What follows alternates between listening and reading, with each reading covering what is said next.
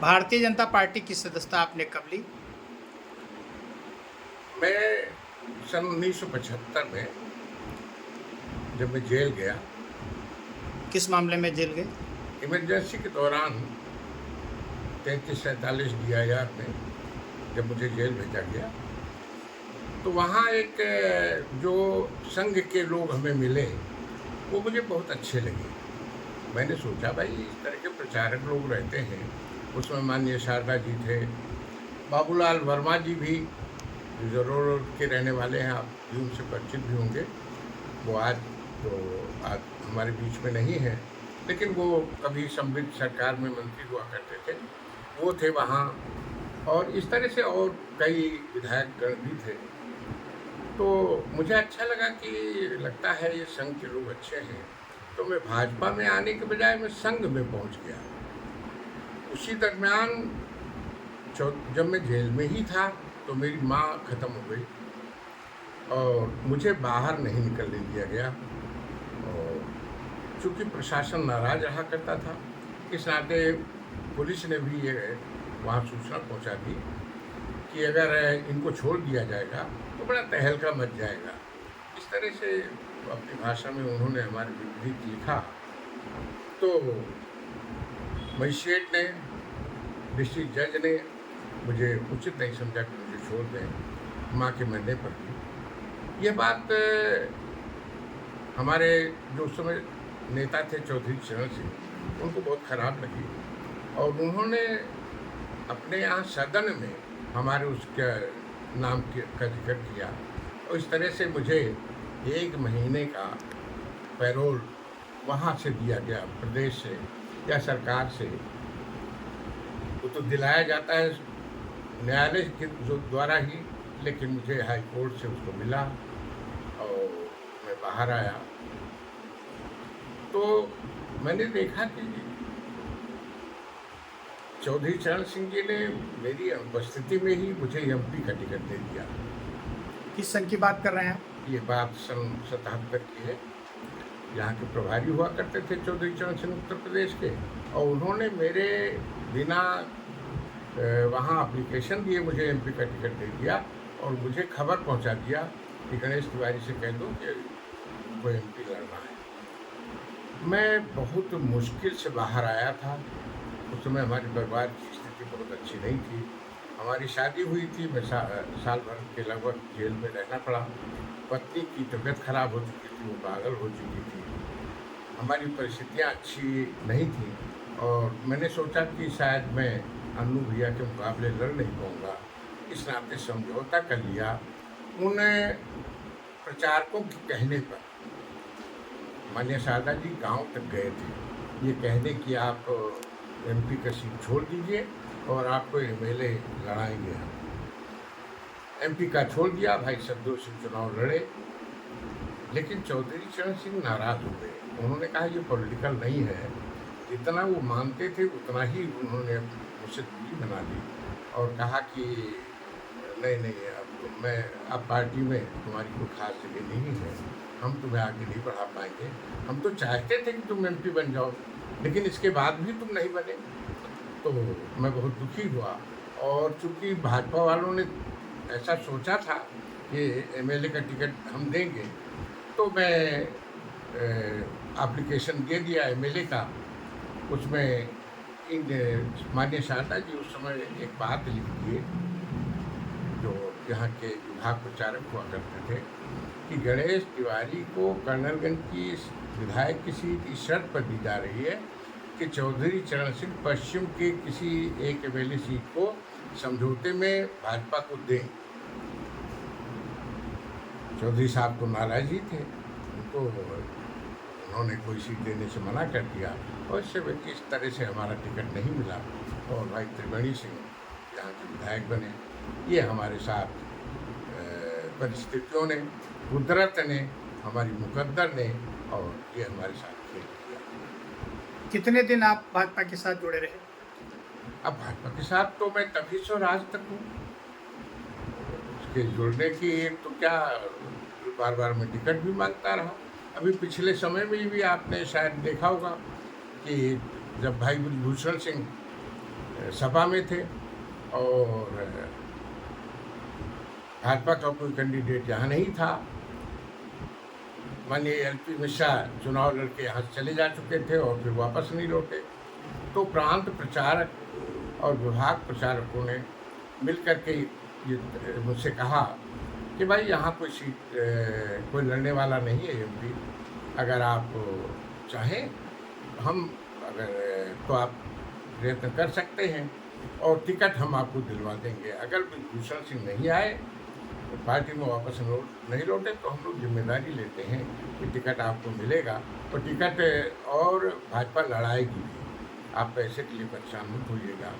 मैं अपने संसाधन से दो ढाई वर्ष चला भी, कर्नलगंज, बेलसर, कैसरगंज और प्रयागपुर, इस तरह से कटरा, मैंने 5 एमएलए क्षेत्र में काफ़ी कुछ भ्रमण किया। लोग जुड़े भी, लेकिन वही जो कभी तकदीर फैसला किया करती थी उसी का फैसला आया कि भाई भूषण सिंह, और वो भाजपा में आ गए सपा से, और इस तरह मुझे। तो पूर्व सांसद विभूषण सिंह भाजपा में आपसे सीनियर हैं या जूनियर? अब ये कहना कि सीनियर और जूनियर, वो तो बहुत ही जूनियर है। हम तो चुनाव में, हम तो राजनीति में बहुत पहले से हैं और भाजपा में भी बहुत पहले से हैं। मैं कभी 1985 में चुनाव भाजपा से लड़े थे जहाँ कर्नलगंज क्षेत्र में, तो उस समय भी कांग्रेस से बहु उमेश अवतार सिंह जी थे और लोक दल से उस समय बहु मनमोहन सिंह जी थे, मदन मोहन सिंह जी, कुंवर साहब। मैं भाजपा से था, मैं बड़ा खुश था। अब की बार तो उमेश अवतार सिंह जी को जीतना बड़ा मुश्किल है, हम जीत जाएंगे, इस आशा में हम दौड़ते रहे। लेकिन परसपुर क्षेत्र में ज़्यादा काम किए, कर्नलगंज के इस क्षेत्र में कम काम किया, ये समझ कर कि इधर कुंवर साहब और भाई बाबू उमेश प्रताप सिंह जी लड़ जाएंगे, तो फिर इधर बहुत ज़्यादा मेहनत नहीं करनी जरूरत। सर उस दौर की राजनीति में आज की राजनीति में आपको क्या फ़र्क दिखता है? कैसे देखते हैं आज की राजनीति को? पहले भी राजनीति खराब थी, आज भी राजनीति खराब है। हाँ, पहले थोड़ा कम खराब थी, आज कुछ ज़्यादा ही खराब है। और अभी एक बार और मौका मुझे मिला था 1990 में,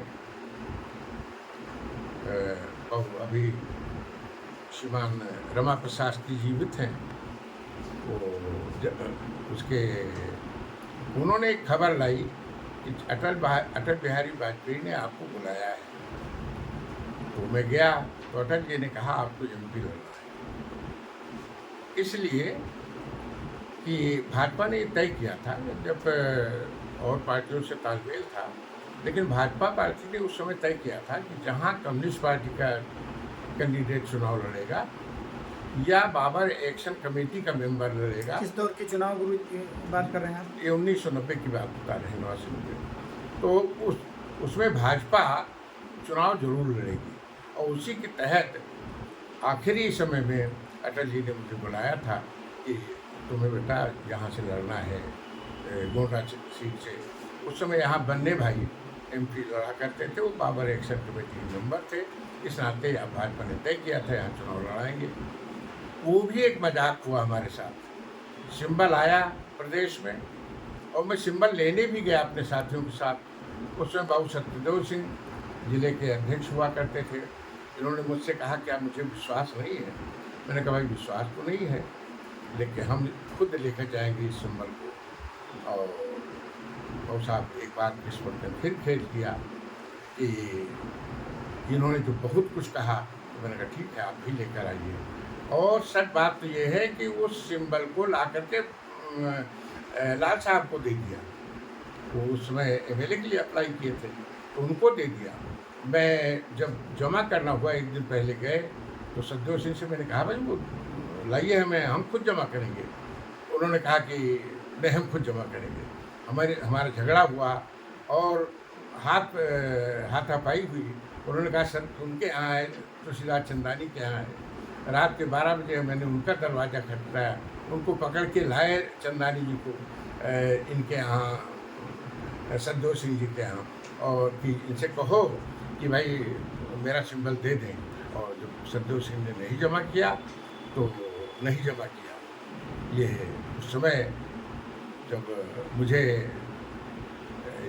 मैं इंडिपेंडेंट हो गया था उस सिंबल पे कोई चुनाव लड़ा बीजेपी से? नहीं, कोई नहीं लड़ा था, कोई नहीं चुनाव लड़ा, हम निर्दलीय हो गए थे। कोई नहीं चुनाव, वो तो टिकट तो हमारे लिए था। आपने नए स्पीड की स्थापना की है, उसका क्या उद्देश्य है आपके जीवन में?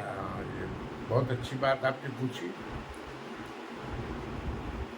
अच्छा है कि साहित्य के बारे में पहले नहीं पूछ लिया। नए स्पीड आश्रम की स्थापना का प्रमुख उद्देश्य ये था कि अभी आपसे इसके पहले मैंने चर्चा की कि हम बहुत पिछड़े क्षेत्र के रहने वाले थे। नारायणपुर, जयसिंह, चरसड़ी वो नदियों के बीच में है। 3 तरफ से सरयू नदी और चौथे तरफ से घाघरा, बीच में बहुत बाढ़ आया करती थी।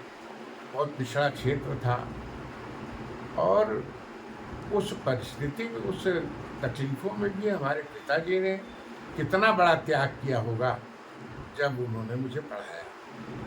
ये बात और है कि पढ़ाई रुक रुक कर हुई, परेशानी में हुई, क्योंकि पिताजी भी इतने सक्षम नहीं थे।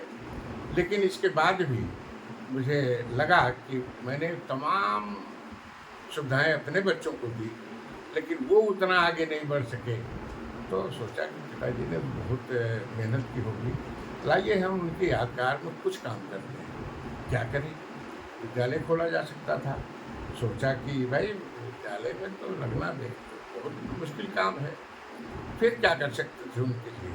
हमारे दिमाग में आया कि लाइए हम उनके लिए एक पीठ की स्थापना करते हैं। कुछ लोग, मैंने पुस्तकें लिखी थी जो धार्मिक है, कुछ लोग मुझसे कहा भी करते थे कि स्वामी जी आपका आश्रम कहाँ है, आपका आश्रम कहाँ है। क्योंकि मैंने धार्मिक पुस्तकें लिखी थी, वो बिका करती थी। बनारस और अयोध्या से लोग ले जाया करते थे और उस पर चर्चा भी किया करते थे।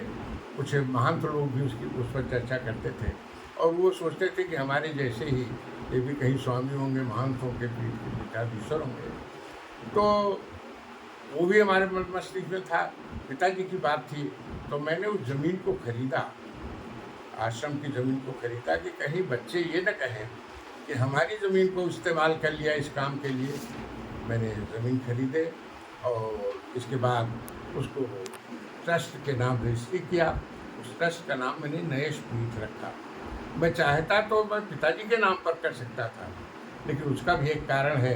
अगर आप जानना चाहेंगे तो उस कारण को भी मैं बताऊंगा क्यों मैंने पिताजी का नाम नहीं किया। क्या जानना चाहते हैं क्या? बिल्कुल। असल में जब मैं यहाँ अध्यापक हुआ सन 1970 में,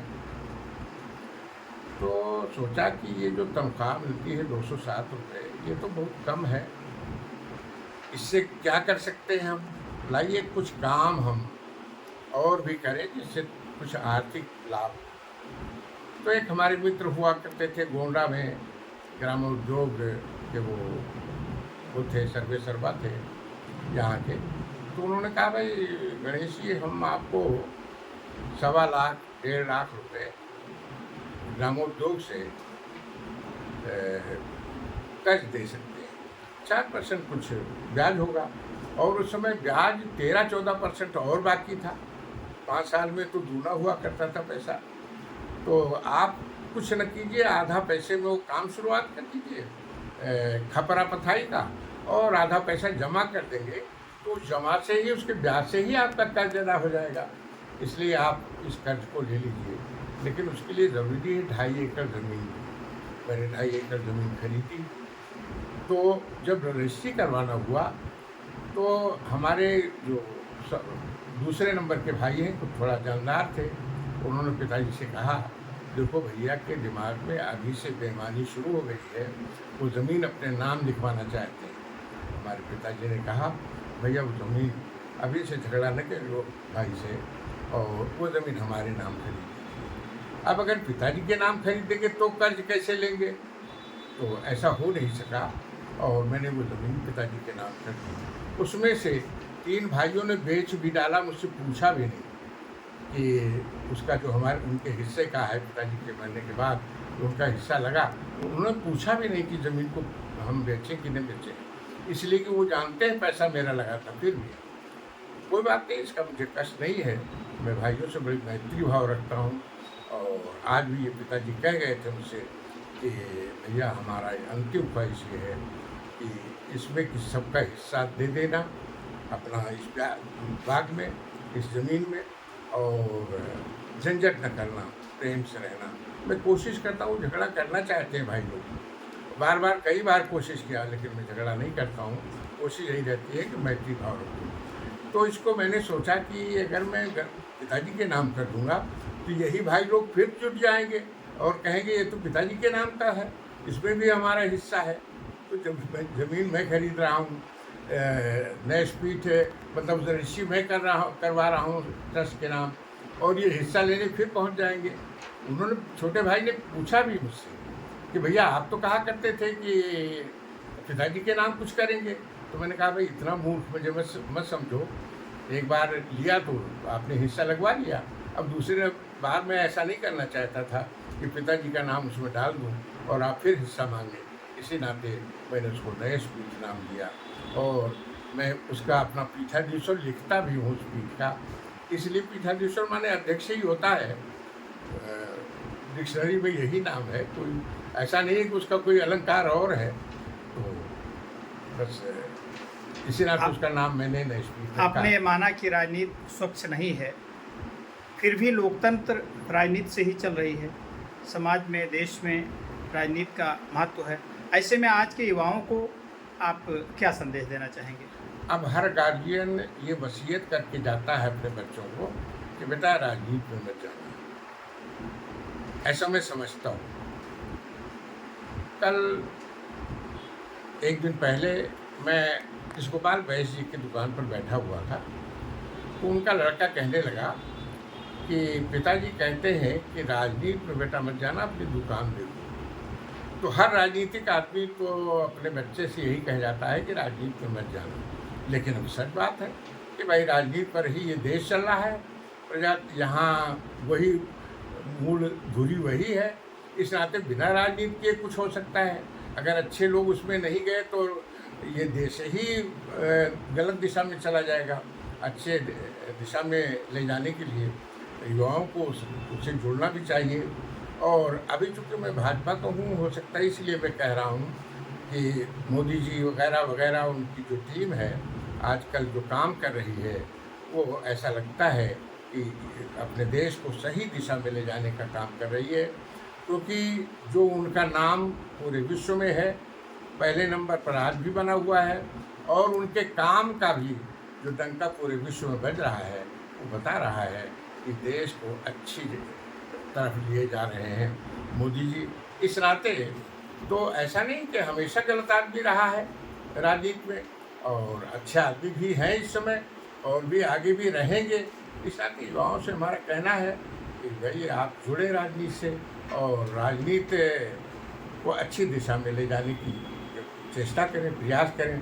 मैं तो नहीं कर सका वो काम, लेकिन मैं आप लोगों से जो अगली पीढ़ी है उनसे तो मैं चाहता ही हूँ कि वो अच्छी दिशा में ले जाएंगे।